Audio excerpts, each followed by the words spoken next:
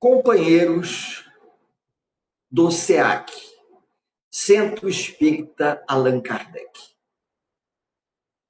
Estamos aqui hoje para conversar com os companheiros sobre prova das riquezas, ou a prova das riquezas, que na verdade é os bens materiais que nós recebemos da espiritualidade como ferramentas para a nossa evolução.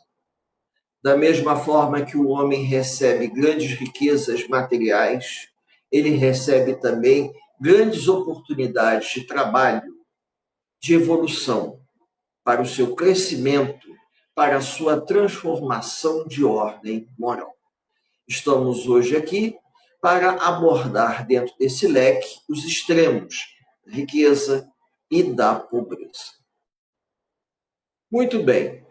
Quando nós falamos sobre as provas da riqueza e da miséria, segundo o Livro dos Espíritos, pergunta 814 até 816, o Espírito da Verdade, ele procura oferecer a Allan Kardec um leque de informações para que as pessoas percebam a grande diversidade em que a humanidade se encontra.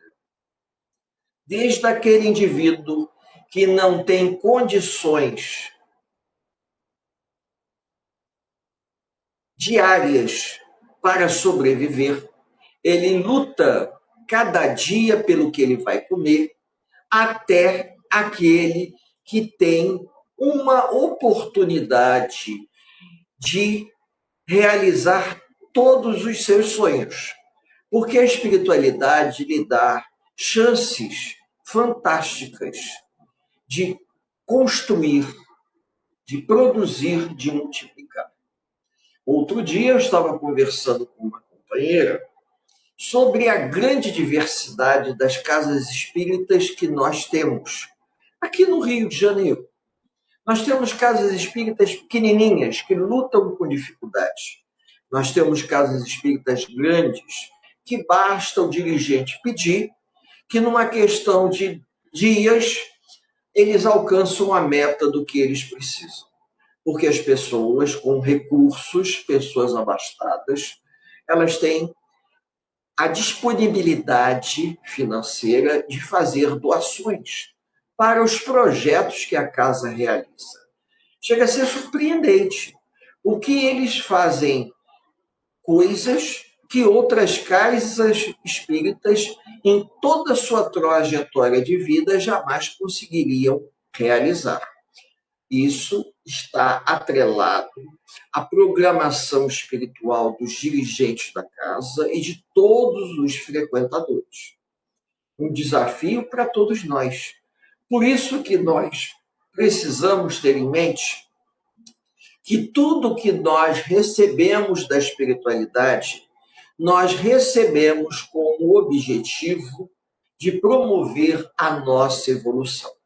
Nós temos a posse transitória dos bens materiais. E essa posse transitória dos bens materiais é para nos ajudar na nossa caminhada evolutiva e percebendo bem que nada nos pertence. Nós temos um empréstimo, digamos assim, vitalício. Quando a gente morre, a gente devolve ao mundo material aquilo que nos foi emprestado. Roupa, os objetos materiais, até mesmo os familiares. Porque nós só podemos levar aquilo que nós conseguirmos amealhar junto ao nosso coração. Somente junto ao coração é o que a gente leva. As lembranças, os sentimentos, principalmente os sentimentos. Então, diante disso, nós precisamos entender que quando o indivíduo reencarna, ele reencarna com uma programação. Essa programação envolve desafios que estão atrelados à sua história reencarnatória. Não é pelo fato do indivíduo ter nascido num berço esplêndido que ele é merecedor de tudo aquilo. São oportunidades que a espiritualidade nos oferece. Da mesma forma que aquele que nasce num berço pobre não quer dizer que aquilo tenha sido um desafio que ele aceitou. Pode ser o contrário. Ele fez aquela escolha para que ele, com toda a sua vivência e sua experiência, ele possa contagiar a família. O espírito evoluído, o espírito abnegado. Diríamos um exemplo de renúncia, aonde ele renunciou a uma vida melhor para poder ajudar os seus entes queridos. Então é importante que a gente pense assim: as chances de conviver com os valores materiais é relativamente proporcional à prova que a espiritualidade nos oferece, mas também à prova que nós escolhemos. Não há dúvida que muitos companheiros que solicitam provas desafiadoras acabam fracassando. Acabam fracassando e retornam ao mundo material numa situação pior do que eles já aqui estiveram. Porque o indivíduo era para saber usar melhor os talentos que ele recebeu da espiritualidade. Só que ele pegou, gastou tudo com coisas desnecessárias, ele enterrou os talentos, ele não compartilhou. É que nem a história do óbolo da viúva. É o melhor exemplo que eu posso dar. No óbolo da viúva, a pobre mulher que chega no templo de Jerusalém para orar, ela não tinha nada a oferecer a não ser 3 moedinhas. Mas ela se sentiu na obrigação de colaborar com o templo para ajudar aquelas pessoas mais necessitadas do que ela.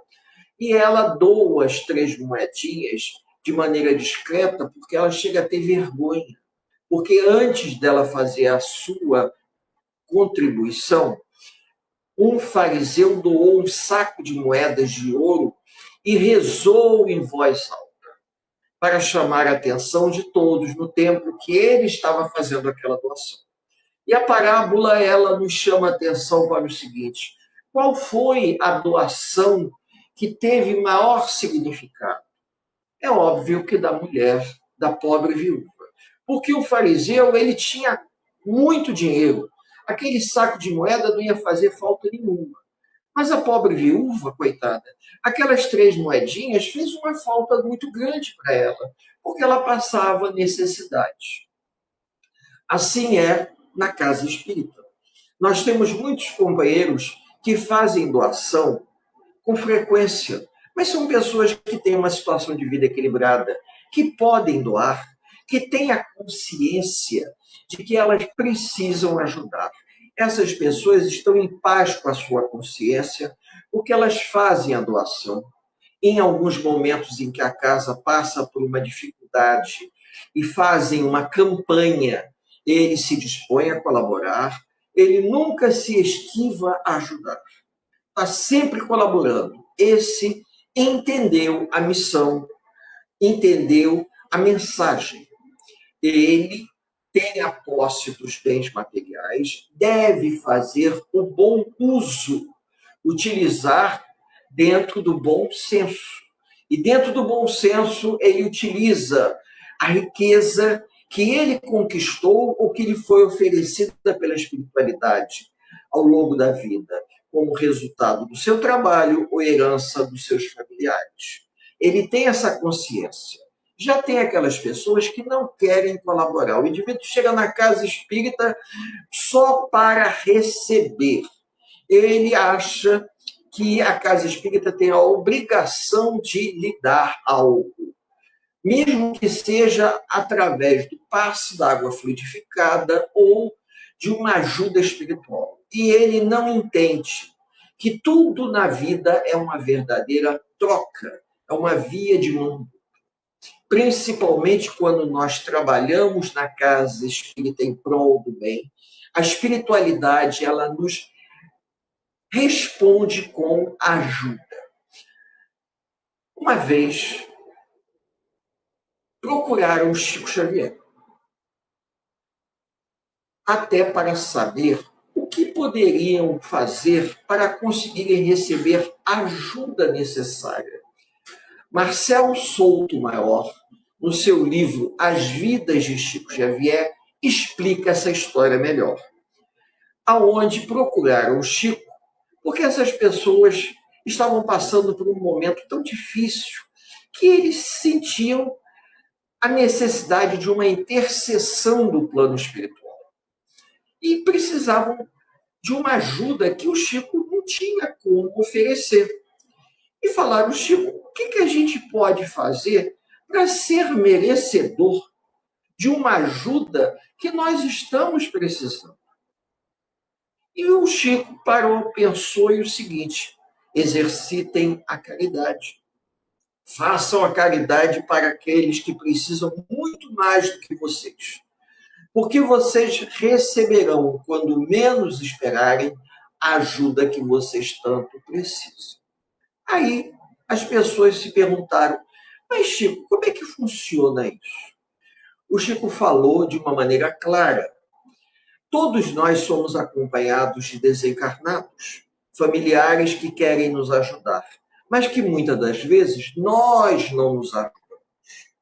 Porém, quando alguém intercede a nosso favor, esse familiar que ama o seu ente querido encarnado, familiar desencarnado que já se encontra numa condição espiritual melhor, procura, às vezes, observar o que aquela pessoa que está fazendo bem pode precisar. Da mesma maneira como nós fazemos num trabalho social. Existem casos dos desencarnados perceberem a aflição dos trabalhadores da casa espírita, que estavam passando por um momento difícil. E os desencarnados procuraram se informar do que acontecia com aquelas pessoas que estavam ali tentando fazer o melhor pelos seus entes queridos, mas viviam uma aflição e descobriram como ajudar através de preces. As preces endereçadas às esferas mais elevadas tiveram uma resposta. E ocorreu uma intercessão espiritual para que aquelas pessoas que buscavam ajudar os necessitados também fossem ajudadas. Então, diante disso, por que não trabalhar em prol do bem? Ter a consciência da posse do necessário. Se nós temos o necessário para sobreviver, que bom. Se a gente tiver um pouco mais, excelente, porque nós podemos ter um conforto e também podemos oferecer ajuda para aqueles que mais precisam. Porque essa é uma maneira de nós colaborarmos diretamente com quem precisa e indiretamente. Porque, às vezes, uma doação na casa espírita, que fazemos de uma cesta básica, ela é direcionada a quem mais precisa, sem a gente saber. Nós doamos. A casa espírita tem uma relação de pessoas cadastradas assistidas. Essa doação vai para quem realmente precisa. Assim acreditamos. E da mesma forma que a diferença da posse dos bens materiais é para nos ajudar no processo evolutivo nosso. Porque desde a época do Cristo, se nós pegarmos o livro A Caminho da Luz, nós vamos ver que Emmanuel mostra que a miséria humana já existia. Pessoas que sobreviviam com o mínimo. Era um dia a dia. É lógico que nós temos, dentro da nossa sociedade, um leque muito grande de pessoas miseráveis, pessoas desequilibradas, pessoas oportunistas, indivíduos com um grande atraso moral que querem tirar proveito Como também, infelizmente, nós temos mentes inteligentes, muito inteligentes, que se utilizam do poder e da riqueza para aumentar o acúmulo da posse dos bens materiais. E nós sabemos perfeitamente que a riqueza, ela é passageira. André Luiz, no livro No Mundo Maior, nos conta que eles estavam fazendo uma caravana excursionando em regiões provacionais. No final do livro No Mundo Maior, capítulo 19, se eu não me engano, e capítulo 20, fala de Cipriano.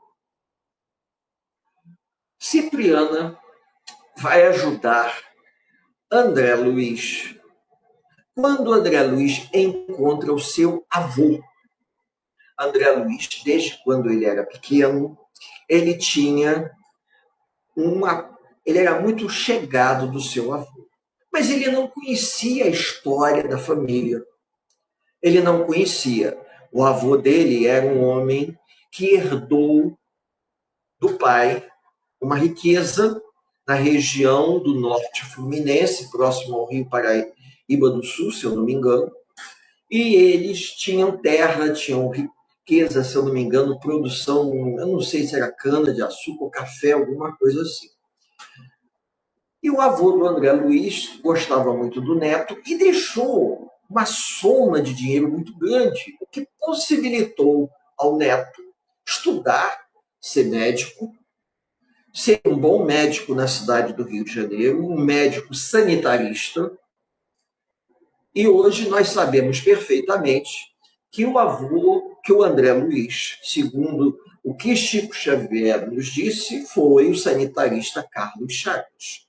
Então, se nós sabemos disso, mais um motivo para nós nos preocuparmos com essa orientação. E André Luiz encontra o avô mergulhado numa poça de lama. Mas a mente do avô estava cristalizada naquilo que o avô, durante a vida inteira dele, ele nutriu: a posse dos bens materiais. Todos que estavam ali viam uma lama preta, mas o avô de André Luiz, que estava num processo de perturbação há muito tempo, via dinheiro, como se ele estivesse mergulhado em moedas. Exatamente como naquela passagem do que o tio Patinhas nada na caixa forte de moedas. Então, o André Luiz percebe e ajuda o avô. Tira o avô daquela situação e a Cipriana vai ajudar porque o avô dele precisava reencarnar. E aí é que vem a grande revelação. O pai, o bisavô do André Luiz, se casou 2 vezes. Nós ficamos sabendo por intermédio da história contada pelo André Luiz. E o avô do André Luiz era do 2º casamento. Porque do primeiro casamento do bisavô do André Luiz, ele tinha uma filha, que esse avô conseguiu afastar completamente, e a moça parece que viveu na pobreza. E o avô do André Luiz conseguiu, mexendo lá de forma jurídica, no cartório, deserdar a moça completamente. E, curiosamente, quem vai receber o avô do André Luiz como filho será essa moça, que já estava encarnada, morando no subúrbio do Rio de Janeiro, era costureira, iria se casar com um rapaz que era pedreiro, morando, eu não sei se em Realengo, alguma coisa assim, Bangu.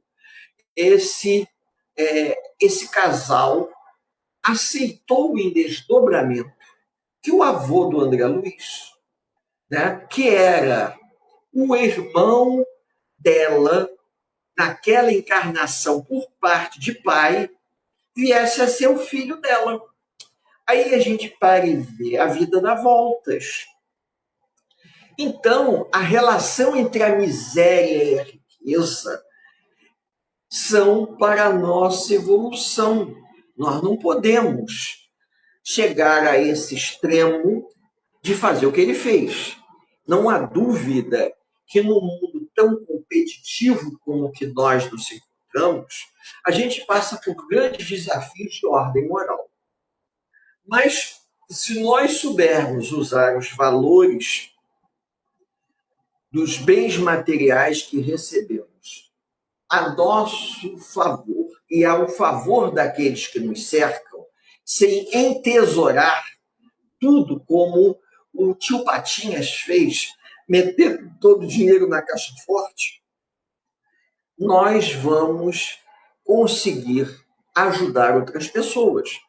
Porque a gente pode, com a herança que recebemos dos nossos familiares, fazermos o bem, distribuirmos cesta básica, ajudar uma casa espírita que precisa, principalmente nas campanhas. Vai chegar agora a campanha do material escolar.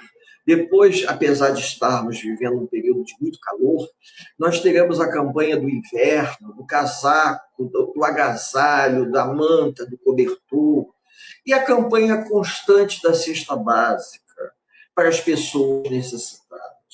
O Chico fazia isso constantemente, distribuição de cestas básicas para pessoas que não tinham condições mentais para conseguir sobreviver de outra forma.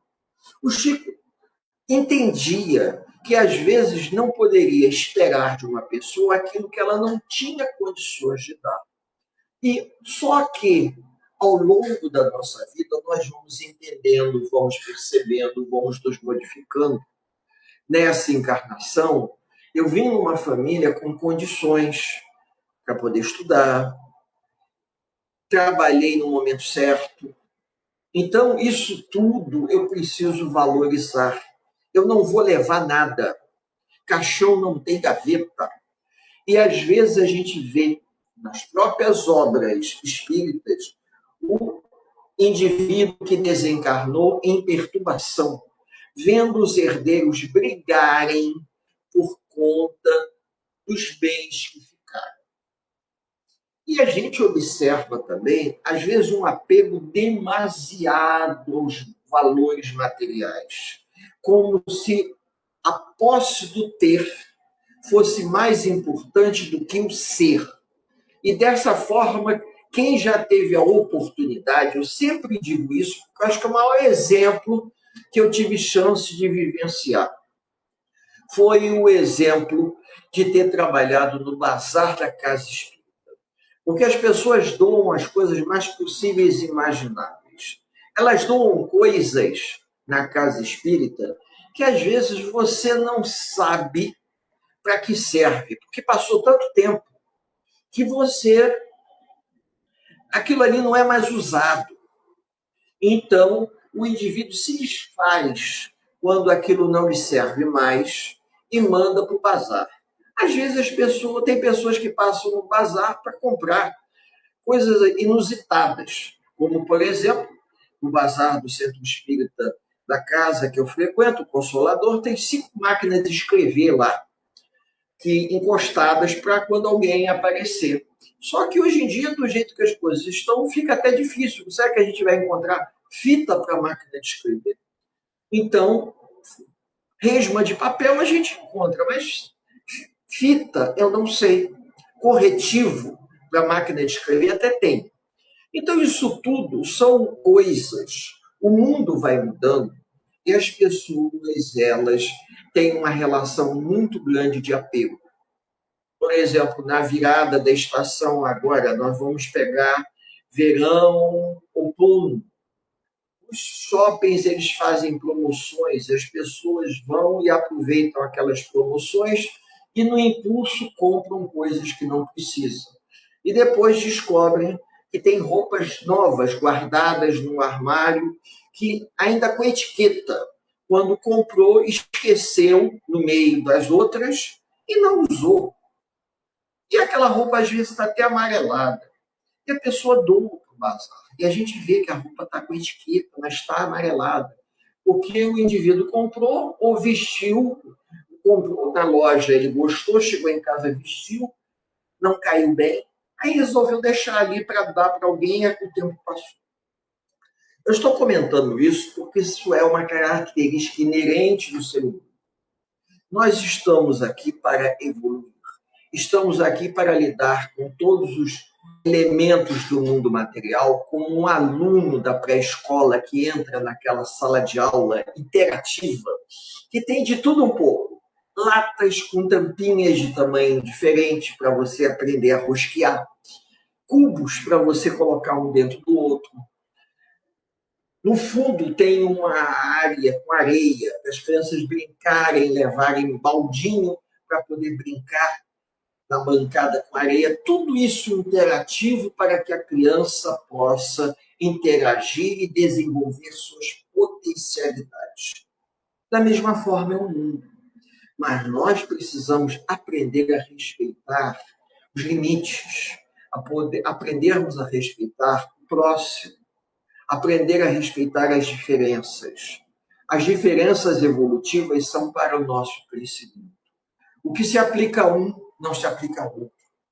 Existem pessoas que, da sua programação espiritual, trazem desafios que levam a elas a passarem por provas realmente muito duras. Cabe a gente ajudar dentro das nossas possibilidades, porque nós seremos atraídos às situações que nós precisamos passar para a nossa evolução. E quando nós começarmos a aprender, nós, de uma certa forma, não seremos mais atraídos para aqueles desafios, pelas provas. Por quê? Porque nós aprendemos. E quando a gente aprende, a gente começa a exercitar. E quando a gente exercita, a gente já está em condição até mesmo de orientar e explicar aos outros. Quando, na casa espírita, fazemos um convite a todas as pessoas a trabalharem em prol do bem, muitas pessoas se perguntam, mas por que vocês nos convidam? Hoje nós sabemos e podemos explicar.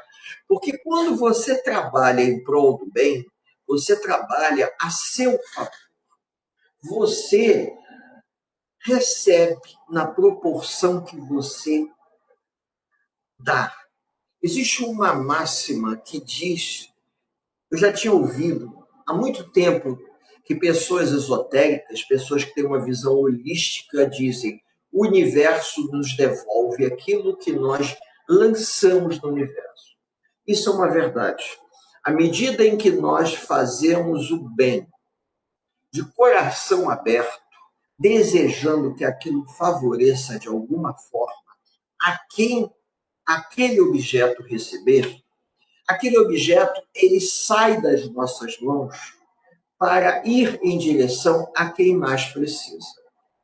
Às vezes até acontecem coisas pitorescas, como, por exemplo, nós estamos, no nosso centro espírita, tentando rifar, já há alguns meses, uma coisa para a cozinha. E, curiosamente, nós nunca fechamos a rifa. E na hora que a gente vai conferir na Loteria Federal, parece mentira. Aquela rifa, ninguém comprou a rifa daquele objeto que nós colocamos na caixa, novo, para ser sorteado. Aí a gente até brinca, fica para a próxima rifa. Porque agora na nossa rifa nós temos o primeiro e o segundo prêmio para estimular. Um prêmio de maior valor, um prêmio de menor valor, mas ambos novos. Então, o primeiro número sai o primeiro objeto e o segundo número sai o segundo objeto. As pessoas não compram o primeiro número, é incrível, porque ainda não é para o objeto sair. Para que a gente continue rifando, com o objetivo de angariar fundos, às vezes até a rifa entre amigos, a ação entre amigos, não dá nem para pagar a conta da luz. Mas é uma maneira simpática de aproximar as pessoas, de deixar as pessoas próximas umas às outras, principalmente em eventos como um chá beneficente, uma tarde onde nós vamos fazer um encontro para um seminário. Tudo isso é importante, a confraternização, para que as pessoas possam ressignificar o motivo pelo qual elas reencarnaram. Todos nós somos espíritos imortais que estamos de posse de um corpo físico, vivendo uma trajetória reencarnatória para a nossa evolução. Tudo que nós recebemos vai ficar aqui. Nós não vamos levar nada. Quando a gente nasce até pelado. Mas quando a gente vai ser enterrado, as pessoas enterram pelo menos com uma roupa, por uma questão de tradição. Antigamente, embrulhavam o indivíduo num lençol e ele era enterrado, embrulhado no lençol. Por quê? Não fazia sentido enterrar com roupa, já que a roupa na época era uma coisa cara. Somente as pessoas mais abastadas é que podiam fazer isso. Então, cabe a nós refletirmos e pensarmos um pouco nesse contexto que nós estamos inseridos. É lógico que aquela pessoa que tem uma limitação, que reencarna com uma prova muito dura, aí não cabe a gente dizer para ela isso. Olha, você está nessa condição porque você precisa passar por isso. Seria até desumano fazer isso. Nós tivemos a oportunidade, para que a gente vá encerrando, de fazer uma visita fraterna nesse ano de 2024 à Ação Cristã Vicente Moretti, lá na Rua Maravilha 308, em Bangu. Uma instituição que recebe crianças excepcionais, jovens e adultos. E a gente vai até lá, leva mantimentos, faz uma visita aos leitos, conversa com aqueles que têm condições de conversar. E dentre aquele grupo enorme, existe um menino lá chamado Jonas, que o Jonas é um espírito muito inteligente, mas muito inteligente. E a gente observa que aquela reencarnação, ela foi uma reencarnação, um grande desafio para ele. Ele tem a consciência, ele plena consciência, mas ele precisa depurar ao longo dessa encarnação essa vivência, porque ele é espírita, ou ensinaram a ele, ou ele já trouxe com ele essa capacidade de entendimento, que ele reencarnou naquelas condições para poder compensar alguma coisa. Uma escolha dele, a gente não sabe. Uma prova que lhe foi oferecida para ele evoluir de forma compulsória, também não sabemos. E é até bom que a gente não saiba, porque nós, na condição que nós nos encontramos, inconscientemente a gente quer sempre analisar e acaba tecendo uma opinião. Todos nós estamos dentro desse leque entre a pobreza extrema e a riqueza milionária, são grandes provas. Da mesma forma que existe a grande prova da pobreza, existe a prova da riqueza. Eu estava assistindo um filme onde passa na África, em Uganda, crianças muito simples, numa comunidade em Uganda, miserável, que elas aprendem a jogar xadrez. E essas crianças aprendem, vão competir, um professor incentiva, a mãe colocava muita dificuldade, porque ela tinha medo que acontecesse algum problema, e no final foi uma grande lição de vida.